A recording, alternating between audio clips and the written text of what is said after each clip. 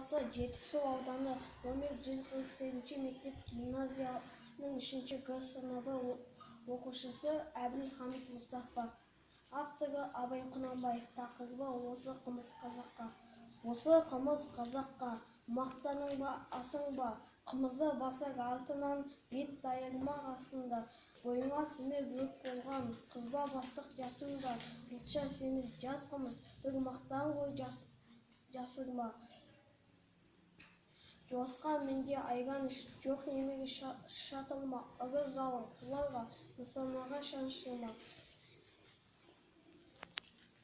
Жылқыны аңды бары жүр, әр төбенің тасында, ой көзімен қарасаң, қойдан жылқы асылма. Мақтанға бола жияң деп, жылқысын жұртқа басырма.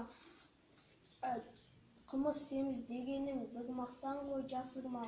Мақтан қума керек қыл, ойсыздарға қосылма. Қойындақша қолда ғой, күзетке оңай шошынба.